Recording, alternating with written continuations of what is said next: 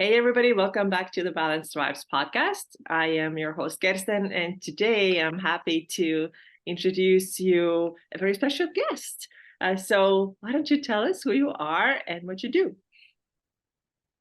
Hi, everybody. My name is Candace Smith, and I'm the owner of Beauty of Strength. I am 42 years old. I'm a full-time RVer. I travel around in my RV to different places. I don't have a home. Well, we sold our home. Our home is our RV. You're not homeless. And yeah. And then I work with women who are basically over dieted and who want to build muscle and get strong. So I specialize in muscle building Mhm. and helping women overall look at fat loss in a different light. Like we can still do fat loss, but we need to focus on just building up our calories because I get a lot of women that come to me eating very little. And then if we are doing fat loss right off the bat, teaching them that your calories don't got to be that low to lose weight. We want to lose it sustainably. So that's what I help women do. I love it. So awesome. And I Yeah. think that's most of the women who probably come to you are in a pretty low calorie place. If it's, similar to what I see, that's probably what you see too. Yeah, it's very similar. Like just so low. I'm like, how did you do this? But Mhm. I think back to I did it too. I think it had something to do with our youth and our grit and our first time doing it. And then you just keep trying it over and over and over. And it doesn't, we end up in a bad place. So Mm. Yeah, not that's good. Not good. yeah. I really like all the methods that you're using and building the strength and building the muscle and then reducing calories. But before we get there, tell us a little bit more about yourself too and your past with fitness and how it has evolved to the place where it is now. Okay. So I'll start with I'll go a little bit back. I started running and being a vegetarian first when I discovered like wanted to get in shape, like just people want to lose weight. That was the first thing, you know. Vegetarian didn't serve me well. Mhm. One, and yeah, if anybody knows or have followed me, I also coined myself the carb coach. I love carbs. But during the vegetarian phase, because I didn't know how to do it properly, like most people don't, they just go on veganism or vegetarian or whatever. But I was eating a lot of processed boca products and a lot of carbs.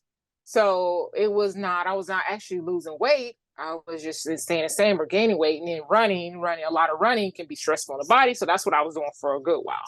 Mm. Didn't work out. And then plus I love meat. I love protein. Well, you can get protein other sources, so let me say that for somebody come at me. But I'm a meat eater through and through. So anyway, so that's how I started there. And then I got into lifting. I found a magazine or came across a Muscle and Fitness Hers magazine many moons ago. And I was like, what? How do they look like that? Mhm. What's this up with the muscle situation?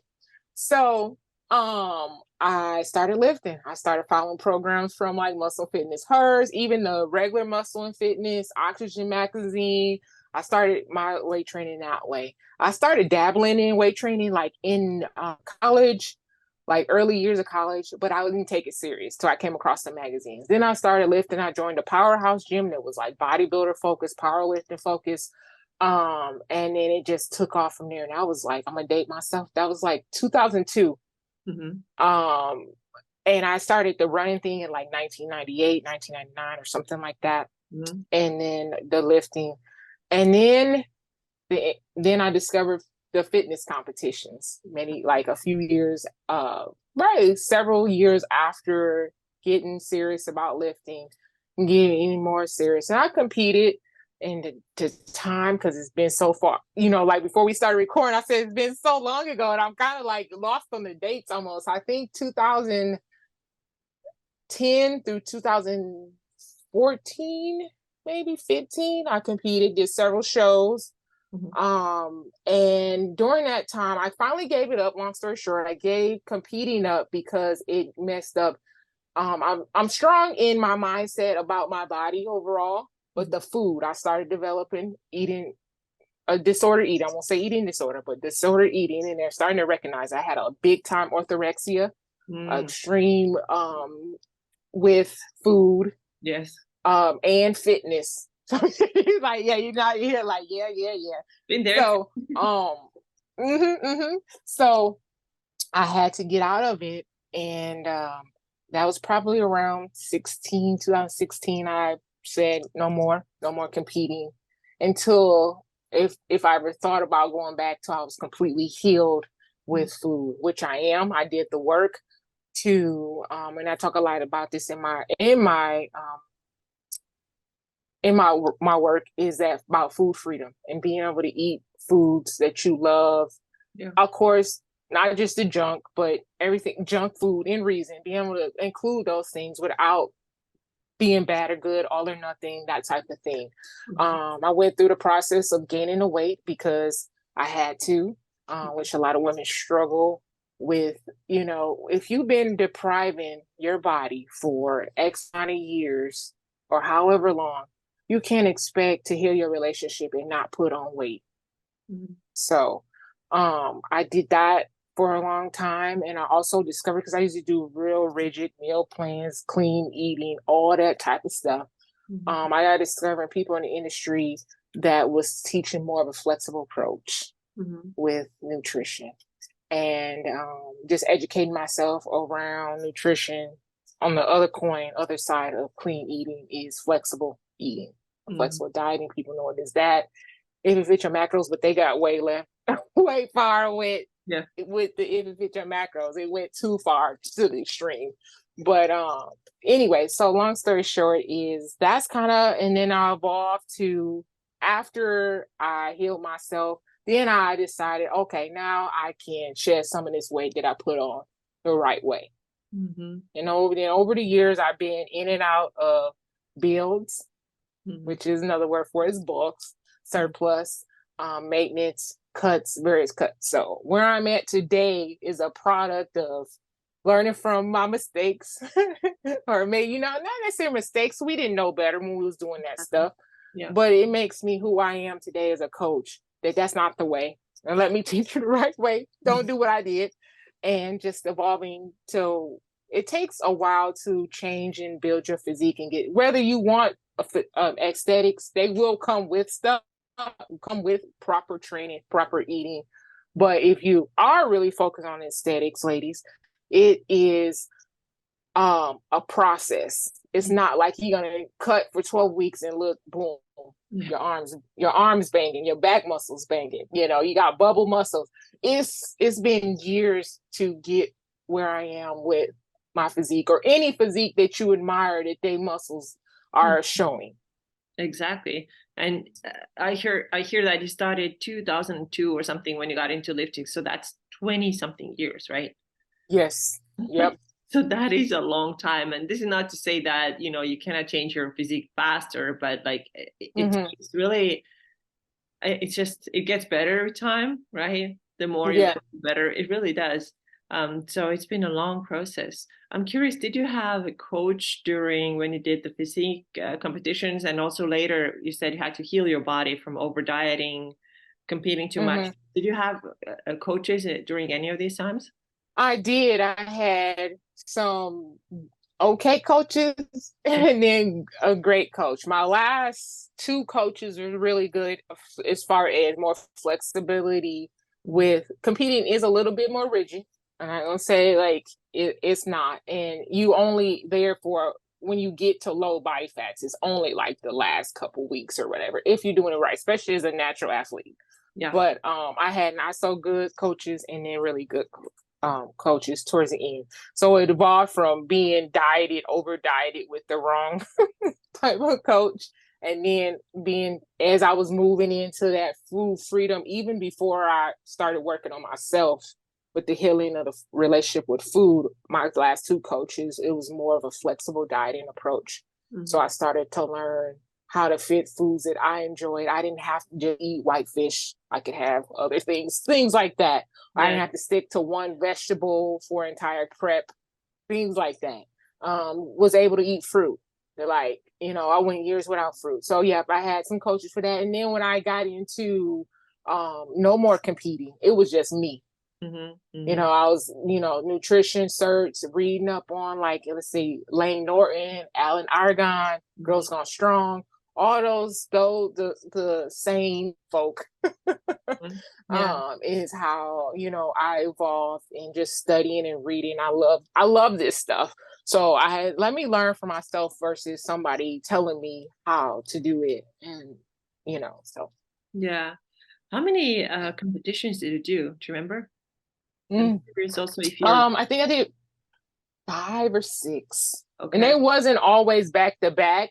Uh-huh. Was smart enough to take off time. So that was a good thing. As a natural athlete, you can't keep um doing show after show after show.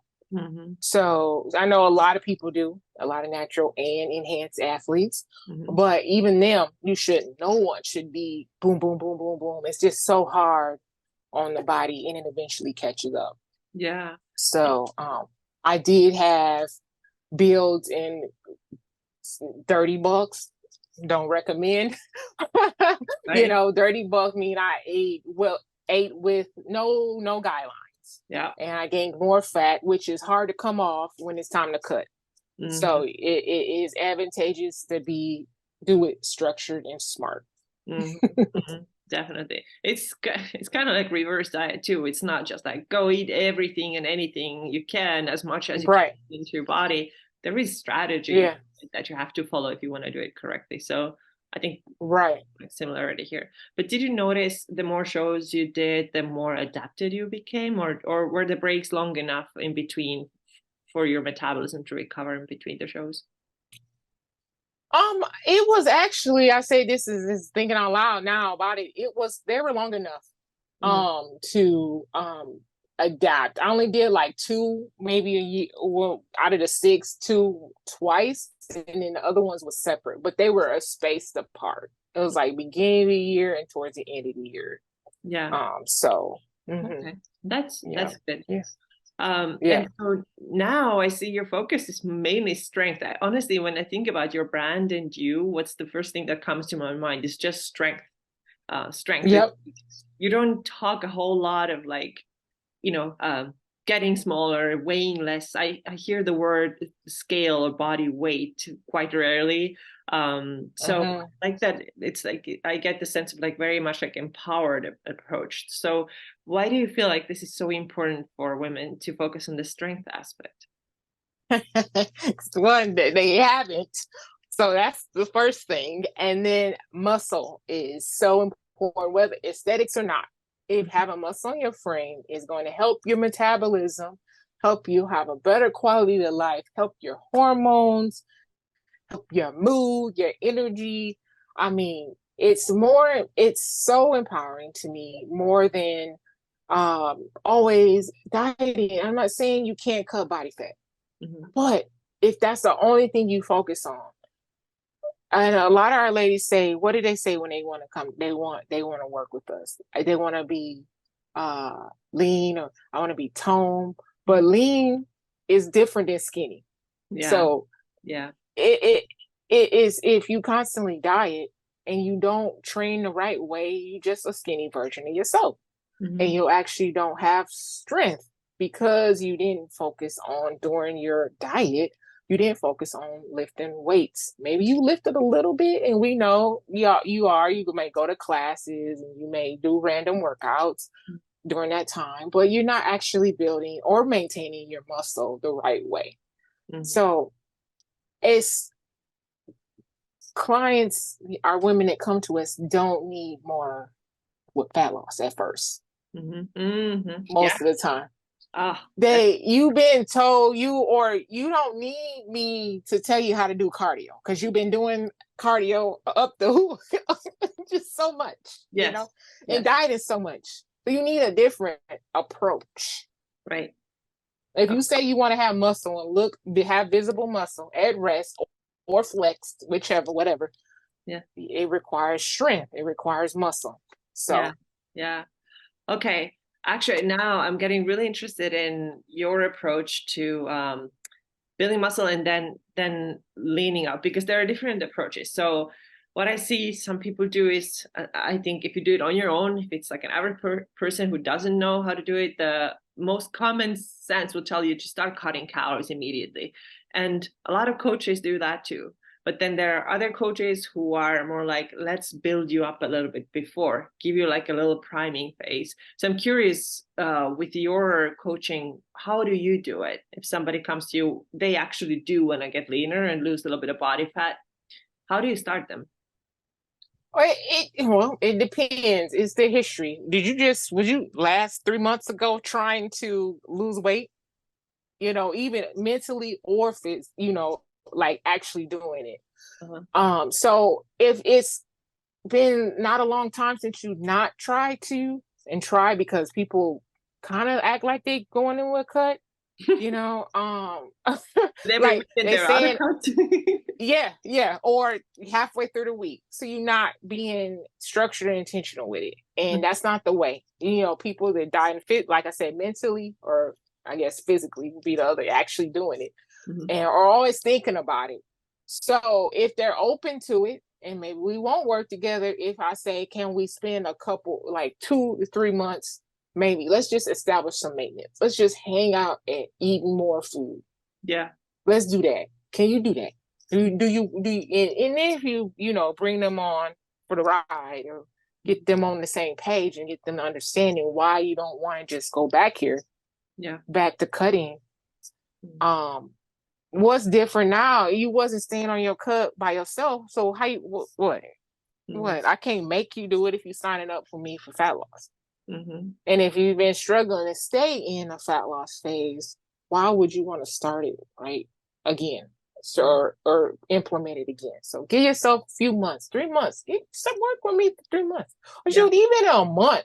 Let's see what you actually eat, how much you eat, instead of going blindly into a cut. That's one of the biggest things that I have changed in my business over the years is I'm not just going to give you a number. I want you to track your food. No targets. Just track your food for a month. Yep. To start, first of all. That's the minimum. Yeah. Okay. Yep. Yeah. Yeah. It's good. Yeah. Get a picture of where the person is right now, right? Yeah. Yep. And then we go from there. Then we say, okay, well, it's not. You might have been enjoying eating for a month. Just not with no deficit, and you feeling better. Yeah. So maybe you might want to go a little bit longer. And then we go into a cut. It's going to take longer than 12 or 16 weeks. And anyone that comes into my thing, I'm like, you're not going to get the transformation you're looking for in 16 weeks. It's a journey. 6 months to a year to start, and then this is ongoing. Yeah, exactly. Wow, that's interesting that you even want to see somebody's food, like how they're eating for about a month. That's a good point. Yeah. I do too. I want to see, like I said, you have to know a person's history and habits. You cannot just like take a person, just give them numbers. This is why the online calculators, I don't like them, because they know nothing about a person. Nothing. That part. So you just put in your weight and height and what you kind of sort of think your activity level is. But I want to know exactly what are you doing so I can estimate what you might need. But yeah, the long time tracking, that's good. I do too, but I do shorter period of time. But I definitely see how longer time actually is even more helpful. Because I was gonna say one more thing on that is because sometimes when you do the 2 weeks, I do some people with 2 weeks, two, because that's a good number too. I think you can get some data, but a lot of times if people, this is the first time they actually being intentional about it, they might not actually give you but 6 days out of the 2 weeks. Or out of the 7 days, you might only get 3 or 4. And I'm like, I needed to see the weekend eating. I wanted to see, X, Y, Z. So give them a little bit more time. I think you'll get more data. Yeah. You say I need a month, Yeah. So that's definitely helpful. Well, let's talk about your own most recent kind of phasing. You have done a pretty awesome bulk, which is something that so many women are absolutely afraid of. Even the word sounds like it's just something that guys would do. It sounds like, this is not a feminine thing to do. But I absolutely love hearing when women are going on a bulk. So, and tell us, how did it go for you? Give us a little bit of like strategy. What did you do? How much did you eat? How did you train? And now you're in the next phase. Let's talk about that too. and cut? Okay. Yeah. So my last fat loss phase or cut phase. So ladies, if you're listening to this, I'm interchanging. It's the same thing. Diet, cut, fat loss, whatever, weight loss, what have you. Mhm. Is that 2020 was my last like cut, and I only did like 16 weeks, I think, back then. And then I was just wanted to switch gears. I wanted to like some women, I wanted to build up certain parts of my body. Mhm.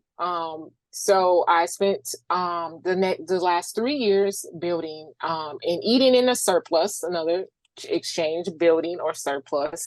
Mhm. And I ate upwards. I am 5'10", so let me put that out there before I throw out a few numbers. Is that I was eating up into the 3,000 range, 3,200, 3,300. Yes, that's a lot of food. And just to speak to, it depends on the person of where you, this is where that tracking your food in a cut, in maintenance, and then being able to see, well, how much calories do I need to bring up into get me into a surplus? It's not as much as you think, two Mhm. or 300 over your maintenance, you can start, same thing going into a cut. You can remove two or 300. You don't have to go to the 500 off the back. So just a little snippet into that or side Yeah. story there. But so yeah, I was building up until recently.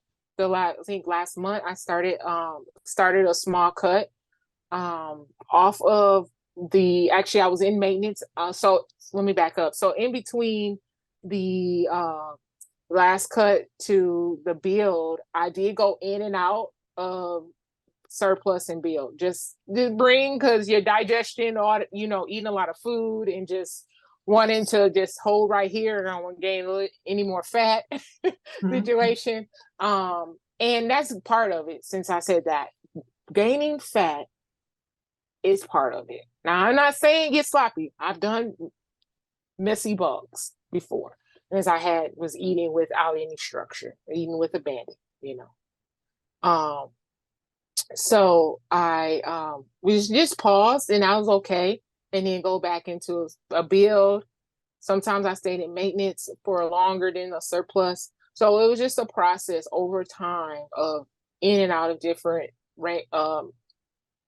boxes, I guess, if you could put it that way.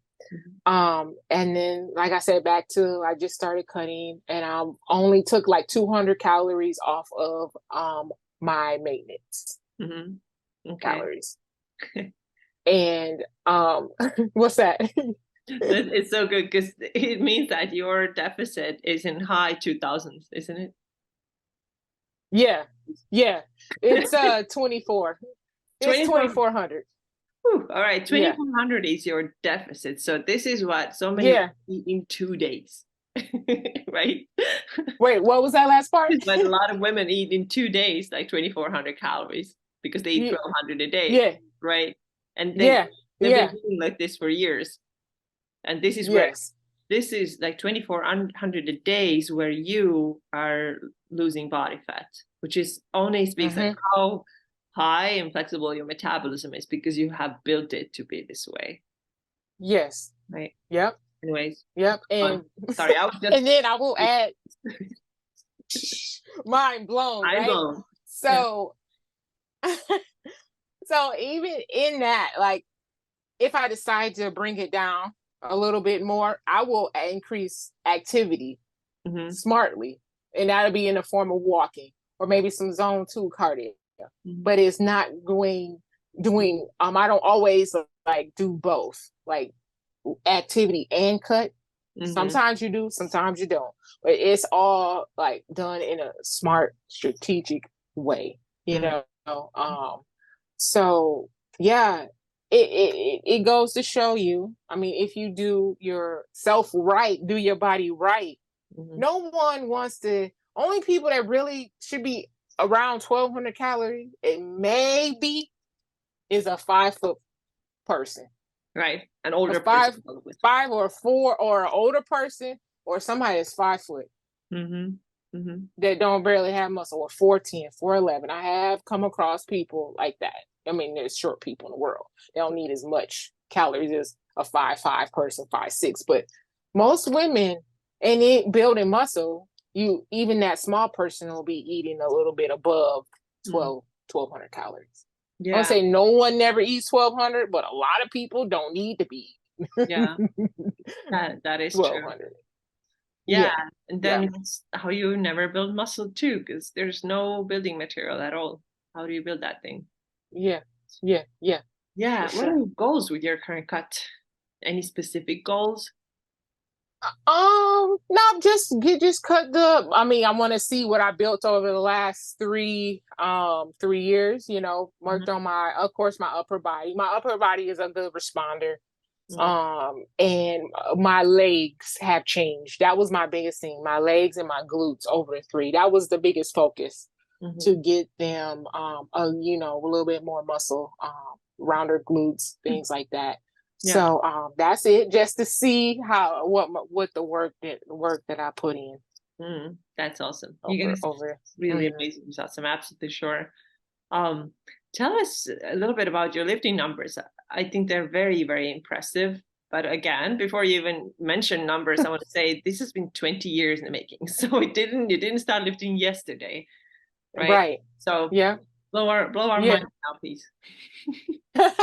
So one thing I meant to mention back when we were talking about the extreme and dieting days, which was many years, but during the process of that, I always loved lifting. So even though I was cardioing myself to death, eat like a bird, I didn't think I didn't have as many detrimental effects that most people have. I kept continuing to lift during those times. So I think that's helped. But I'm like, I always think back to, like, what if I hadn't dieted, or what if I hadn't dieted so hard and cardio so hard? What level of muscularity would I have today? Yeah. So we can't go back to what is, but just saying. So anyway, so I've been fortunate when I started lifting too. Well, once I got serious, having a couple bodybuilding coaches, and they were men. And also social media wasn't around, and women, don't get bulky. Even those magazines didn't talk about women you can't lift too heavy. So I didn't have that noise. So I always pushed myself. And I had my coaches pushed myself, and I trained with other women that wanted muscle. And did I know as much as I know about why muscle is so important back then? No, but we was in there getting it. So that just kept start there. So now, let's see, deadlifts is probably 225 plus for multiple reps. I can pull a 335 for 3. My military press, overhead press, is in 100 and something. I haven't trained military press as much with the barbell, but hip thrust numbers in the 2s, 300s. Let me see. Shoulder press, dumbbell press, I can press 40s, 50s. Bench press, I can do 60. Dumbbell rows, I can do 80. Pull-ups, 10 plus. Push-ups, same. Yeah. What about your barbell back squat? I'm curious. Oh, that's where my weakness is. Oh yeah. You notice I didn't say it at first. I can squat my body weight for a few reps. It's in the 180. I can squat 185 for a few reps. 5, 6, 7 reps. And one rep, like a 1 rep max, which is probably not my true, but I can squat 225. I can squat it, but not for reps. 225. Right. Yeah. So, which is not a bad thing. You don't have to barbell squat, but if you want to power lift, yes, you need to. If you want to compete, you do need. But there's 100 ways to squat. I mean, if you want to look at like a goblet squat, I can goblet squat 70 for reps, multiple reps, things like that. Bulgarian split squat with heavier weights, and it's just not just. I think I like to call my training like a blend of powerlifting. So I guess one would say power building, powerlifting, and strength training. Hypertrophy training is a mix, and that's how I program for clients too. And we'll have a big lift with lower reps, and then we'll have a hypertrophy range, which can range from 5 to 30, Yeah. far as reps go. But yeah, my squat, that's what I worked on during my legs. But squat don't always build back squat don't always build quads because of the different leverages and what muscles work more during a back squat. Front squat is more quad dominant. So Yeah. yeah. The So squat also, like the back squat, honestly sometimes I feel like I get a little bit more out of box squat when I do it with a barbell. yes. Yep. And it's interesting because I can see that. yeah, because I think it's like all these like long years of running that I did, I became very quad dominant, and it became difficult when I Mm-hmm. started lifting to even feel my glutes. So now with hip thrust and like just even bodyweight bridge and stuff, I've been able to kind of get the connection back there. They're back, but I want to say it's just something about the box squat feels better, and I feel in my glutes more than like the super low Yeah. for some reason. I don't know. Well, you using more hip because when you sit back, using more of your glutes Yeah. than when you are more not using a box. Mm-hmm. If that makes sense, because you're sitting back into the box squat, which is more stretch on the glutes and the hamstrings. Yeah, yeah. Feels better. Feels kind of, it Mm-hmm. actually gets me stronger. Mm-hmm. Mm-hmm. Yeah, yeah. Goes to show you don't always have to do a regular barbell squat. You Mm-hmm. know. Yeah, and goblet squat is Yep. really great too. Just like I feel Yeah. like my body really likes the goblet squat more than Yeah. the barbell back squat. But Yeah. Yeah. yeah, I can honestly, see that. when I see like barbell back squats in my program, because I don't do my own programming, I somebody else does it for me. When I see it, I'm like, Yeah. oh, and let's get this part out of the way at the gym, and then I can put like on my podcast I like to listen or whatever. But for this one, I really have to like focus and get myself through the Focus. back squat. Is not great. It's not. Yeah. Yep. We all, yeah, same. I don't love it, but I do it. Just even if I just do a few sets, I still include it in some form of fashion, or the bot squat or the front squat. I prefer the front squat. Also like the safety bar squat. The Mm. thing is too, the loading on the spine with back squats once you get heavier, Yep. can be for some. And then the barbell squat is a technical lift. Mm-hmm. So whatever you do, even if you're doing it, give yourself some grace and learn. I still refine it, my squat after 20 years with the barbell back squat. So Yeah, it is. It is difficult. mm-hmm. I would say squat tends to be a lot more technical, harder to learn than the deadlift. Like the two big ones, Yeah, for sure. big lifts. Yeah. Deadlift seems to come more natural. There's less of a learning curve, but back squat is hard. But I think we still should squat. Mm-hmm. Like I wouldn't want to rely only on like let's say a leg press machine. Although people might say you get the same Yeah. workout out of it. It's not exactly the same. Right. Compared Yeah. to squat. I agree. Yeah. Who does your programming? Yourself or somebody else?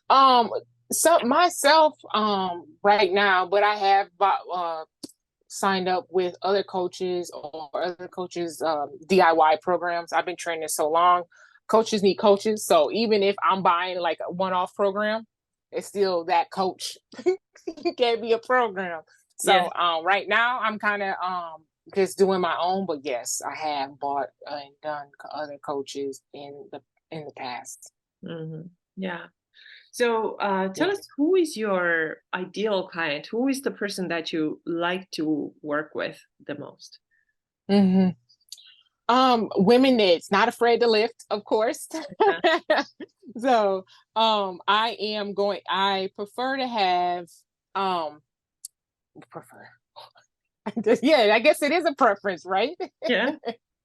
So my ultimate joy is the women that have been trying to build muscle. Mm-hmm. They say I've been working out. They don't have the proper programming, proper workouts. Mm-hmm. They've already been dieting, like we said in the beginning. They are over diet, under muscled. Yes. They're not strong. Yeah. So that is the person. It's probably a chronic or used to be yo-yo dieter. Mm-hmm. Yeah. And they come to me and they have kind of stopped dieting, but they're still in that dieting mindset. So, um, yeah, that's who it is. It's Yeah. someone that's over dieted, under muscled, and want to be strong. They start understanding like, wow, this ain't working. Like Right. I want to be toned. I Yeah. want to be stronger. I want to be able to do push-ups. I want to be able to do a pull-up or deadlift my body weight, stuff like those women. It's so cool because it sounds like by the time they come to you, they have done their homework and realized that what they actually need is strength. Because sometimes you have Mm-hmm. to like start convincing people that no, you actually you know, because the truth is that a lot of people don't understand, but the weight loss isn't what gives you the result, right? If you don't have the muscle on. Right. Right. So it sounds like when people find you, that's really cool. They're kind of like primed already that you are not going to Yes. put them on a restrictive diet and promise them like 12 weeks you're going to lose 30 pounds. They know probably there's going to be a different approach this time, right? Yeah. If you coming to me and you asking for weight loss or fat loss right off the bat, usually you won't follow my work. Yeah. Yeah, yeah. So, do you have in mind like some of the really cool transformations that you have seen with your clients? It can be like mindset wise, it can be like physique, strength. Can you share like something like this with us? Yeah. So one particularly I'm just thinking in terms of strength, like coming to me, not I got one right now. I'm trying to think, it's been so many over the years, but push-ups, Hmm.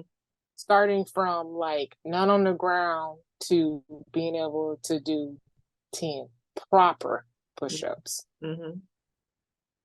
um and if women, a lot of women been working out for years, Yeah.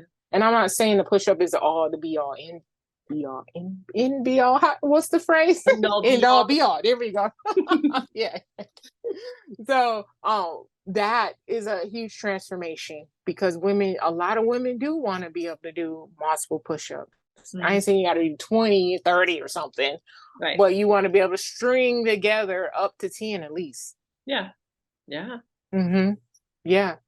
And yeah. So the biggest transformations have been strength, of course, weight loss, countless numbers of weight loss. I have a client right now that's lost 35 Mm-hmm. pounds since we did it right though, since January. And the whole month thing of tracking, we did that. Mm-hmm. They're open she was open to this, to doing that with me, and and maintaining the weight on vacation. Yeah. Oh, yeah. Um, That's a. but yeah, so it wasn't really even vacation actually because they take a lot of trips. But it was going to a friend's house for 2 weeks. Mhm. So a little bit less structure, but some structure. Mhm. So we were able to maintain through that. We've had a diet break recently. Now we're back into a cut. Yes. So that's my most couple recent gains, client gains, I like to say, Right. or Yeah. recent transformations. Mhm. So So you do nutrition coaching too, right? With tracking yes, yep. everything. Mhm. Mm-hmm. Mm-hmm. I like that you mentioned diet breaks. I just actually did a little thing about it yesterday on my Instagram. Tell us, like, give us like real quick, why do you do diet breaks? Because just psychologically, Hmm. it is really good. So to take the break, to have a little bit more food, bring yourself back to, if you've lost a few, maybe you're 5 pounds, 10 pounds, or and you're starting to feel a little fatigue. You start to tell you're a little bit, probably a little extra hungrier. You're a Hmm. little bit tired. Your workouts might be suffering, or depending on how long we've been dieting, it is okay to take a break.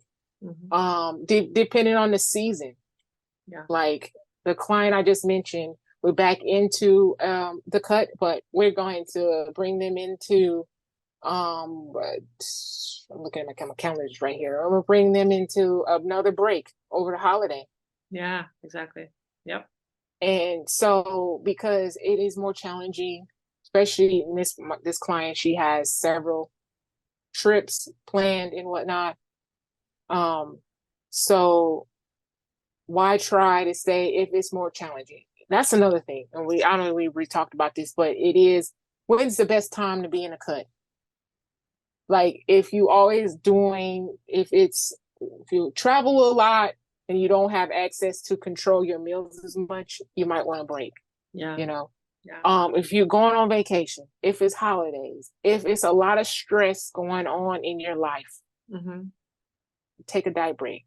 That doesn't mean all the behaviors and habits you carry them on. We're just going to take a break and either eat more food, or you've learned how to maintain your weight without tracking using the scale.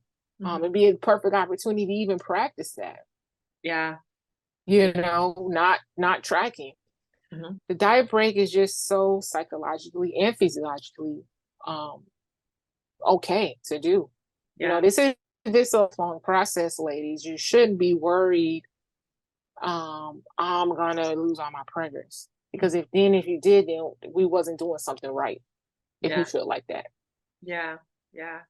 And what's awesome is also that you can accelerate your results afterwards, right? When you go back into a cut after that break, your body is like ready to let go more because it needed physiologically too, right? It needed a little extra calories. It's like somebody, I don't know what is the podcast I listened to the other day, but they're kind of talking about like if you're running a super long race and you're absolutely like depleted at one point and tired, then it makes sense to, I don't know, get a little Gatorade or whatever it is, and like a little banana and something to fuel up, and maybe slow down, maybe walk for like 2 minutes or 5 minutes, and then your energy is like replenished and you can run again. So it's kind of like the same idea here. Yeah, it is. Think about it. You need the tank get empty. You can use the car too, a car analogy. You got to refill it. You got to refuel it.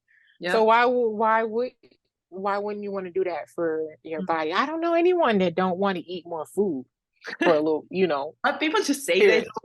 I'm like, I don't understand. How's that? I'm not interested in food at all ever. Yeah. Very cool. And then I definitely want to talk to you about carbohydrates, their favorite topic. So what should we kind of tell us, should we go on a keto diet? What is it? It's just a sign. Well, first of all, keto wasn't meant for originally. It is meant for a specific population. Yep. And sure, we just like sometimes drugs they built it for something, but it worked for something else. Don't always mean you should always use it or it's a good thing. Keto works for some, I guess, if you want to do it, if you can adhere to it. I'm not going to recommend it to you. I don't necessarily want to work with you. I help you come out of keto, but I'm not going to help you do keto. Yeah. To each his own, is what that is. I think if you have aspirations to have physical performance, build muscle, it's not the best. And to maintain your muscle, it's probably not the best strategy for most. If you don't like carbohydrates, sure. But if you enjoy carbohydrates, potatoes, rice, bread, pasta, even your fun treats, if you like a cookie every now and then, some ice cream, that's not the life I want to live. So that's my take on keto. It was not meant for weight loss. It elicits weight loss, but it's, when I didn't know to low carb, because I was naive. But now thinking back, my performance was not great. I, was lethargic, couldn't do much more throughout the day besides my workout, so no, it's not I feel like it's not for most people. I think people just like the allure of the gratification, the weight loss, how quick it can be. Yeah. But y'all have to remember, can you maintain that loss? Yeah. There's very few that do. That is true. It has to be like specific lifestyle and probably pretty like low activity lifestyle, which I think our audience is not low activity people. They like to move, they Right. a runner, they do something. So carbohydrates fuel all this activity. So I think if you're more like if you're Mm-hmm. very sedentary and hardly ever move and are not gonna ever plan moving more, then like cutting the carbohydrates lower probably serves you a little bit. Mm-hmm. Especially obviously the refined super processed carbs. I think that's for everybody. Right. Yeah, absolutely. We need to a lot of folks need to minimize those Yeah, a lot. Yeah. yeah, that's true. Yeah. But so you did that too. I didn't know that you did that low carb for a while too. I did. Yep. This it's been a while. It's in in the 20 years of time spent. Yes, I did. Back then it was Atkins, really. Yeah. Yeah, yeah. So I did extend that, then also extend when I was lifting weights too. Like seriously, when I got serious about lifting, the big thing um to do is to cut out. Everyone know if you cut out some carbohydrates, what you don't know, well, what you thought, you lose the weight, you lose some weight, and but am I actually losing body fat? How am I affecting my performance? Carbs are muscle sparing, so it helps with the protein process in your body too. So I cut them out, and again, just thinking back, I'm like, how did I do that? How did I train for 2 hours on no carbohydrates? Mm-hmm. Like it was crazy. It wasn't a healthy way to go, and you don't always look. I look great. I was weak. I felt weak. I wasn't necessarily weak in the lift, but could have been stronger. Maybe I was, So, but I just didn't look great or feel great all the time because I was very, very low carb. And I mean, saying low carb, I was like um only vegetables and a grapefruit sometimes. And this was competing and not competing. Mm-hmm. I would do this. And so people would say, well, you probably had to do that for competing. No, you didn't. No, I didn't. Just didn't have the right support with my diet in that aspect. No, you don't have to be that extreme when you're competing either. I think when you're competing, it's only like the last stretch before you get on the stage that you really reduce them and to lower the Yes. heart rate. Yeah. Yeah, you lower them and then actually bring them back in because you got to fill out your muscles. Right. Well, a lot of people don't understand what carbohydrates, since we're on carbohydrates, is that the appearance of the muscle being full, that is glycogen being pulled in from the carbohydrates. Yeah. Yeah. That's what So, it looks good on you when you eat carbs in a healthy way. It really yeah, does. yeah. So when you cut them too low, too long, you look stringy, you look gaunt, you don't look great. One, you losing just so much water from the body, the fullness that the muscle needs. The muscle needs water to function, glycogen, all the good things that a lot of us shun or still shun, like carbohydrates make you fat. No, carbohydrates actually make you feel and look good too. Mm-hmm. Yeah. You're eating the right ones most of the time. Right? Yeah. And the right amount and not going crazy, but just being control. By the way, like when you see on social media people like flexing in front of the mirrors and having like massive muscle pumps, like most people don't walk around like this like 24/7, but this is like when you had a good pre-workout meal that had carbohydrates in it and you drink water or something during your workouts, this is what really helps you to get that like super like filled out like nice round muscle kind of shape. That's the look, right, that you see in this like post-workout selfies. But their carbohydrates are in you don't you look like Yes. so it's almost kind of like flat. You look flat, right? Yeah. Yes, flat and stringy. Yeah. It can be if you're very lean and you decide not to have carbs. Yeah, you look flat, you look stringy. The muscle is not pumped when you flex. It will not have any shape Yeah. to it. If that's the look you want, I guess. Mm. So be it. But I don't think that's what most people actually want. Yeah. So Yeah. carbs aren't the enemy. Carbs aren't making me fat. You can have them in reason. You can have them in your bucks in your calorie budget. You Mhm. can fit them in. Should you be eating a bunch of highly processed ones, junk? Because if you are cutting and you rely on like more processed ones, you won't be full, which makes it hard to stay in your cut. So it's a kind of like almost like a balance that you have to have in balance, moderation, interchangeably. Yeah, it has to be um um smart, being Mhm. structured, I guess, about your carbohydrates, but they're not the enemy. You can even fit a donut if you want it.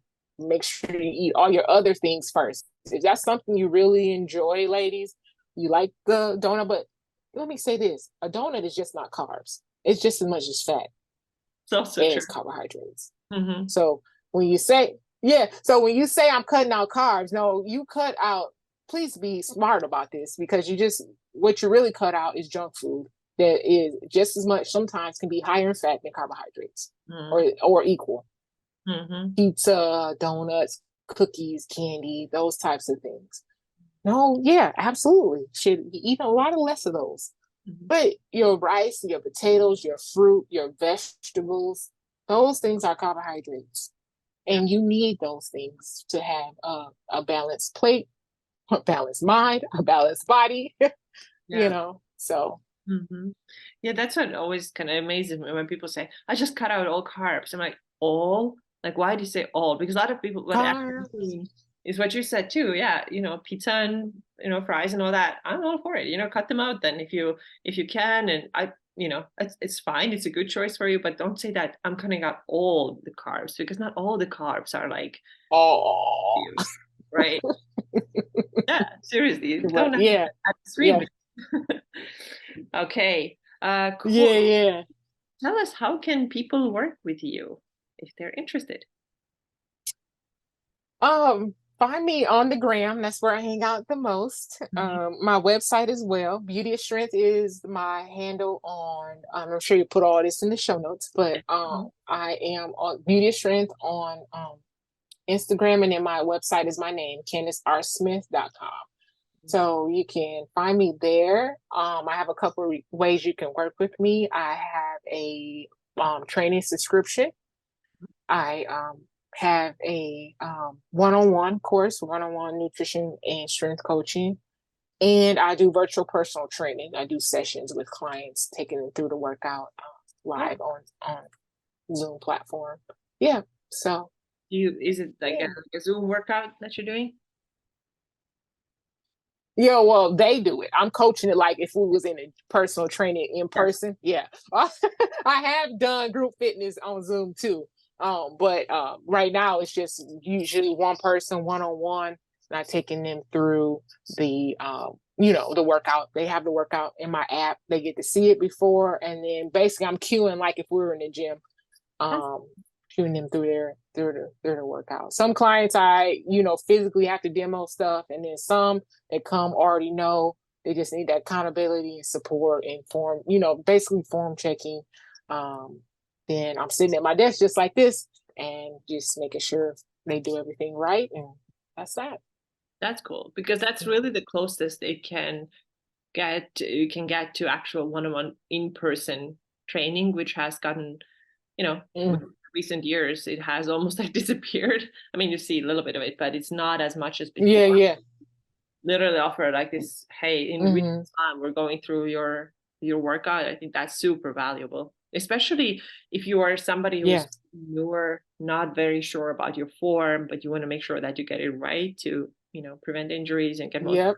workouts. This is a really cool thing. So Yeah. everybody, contact Candace for all the goodies, all the good advice. Is there anything that I didn't ask you about today that you'd like to leave us with? um no, but I will wrap it up and say that, ladies, stop dieting all year round. Yeah. You want to the diet does the fat loss, diet, cut, what have you, does not give you the body that you think. You have to have muscle on there. So if you have not been taking your, maybe working out, but you're not training in a way, you got to give the body the, create the environment to actually get what you say you want. Because we do get a lot of ladies that say, I want to be toned. And toned, ladies, is having muscle on your frame. And you don't get that through a cut unless you're a newbie. Newbie gains is a real thing. But most people need to separate the two and do a cut, build, and so forth, or at least be in maintenance. Because sometimes body recomp can happen depending on the person, depending on how you train, different things like that. But long story short, to wrap that in one, put a bow on top, stop dieting all year round and focus on building muscle. You can lose the fat later. Yeah. It's okay. It comes with the process. You ask for muscle, muscle weighs something. So stop tripping about the scale. That's Right. that. Oh, this is the perfect way to end this. Like, you can't complain. If you ask for muscle, you can't complain if the weight goes up a little bit. Just chill out. Yeah. Yeah. Chill out. All right. Yeah. Well, thank you so much. I love talking to you today, and I hope there will be another episode where we can chat again. Yeah. Thank you for having me. All right. Take care. Bye. All right. You too. Bye.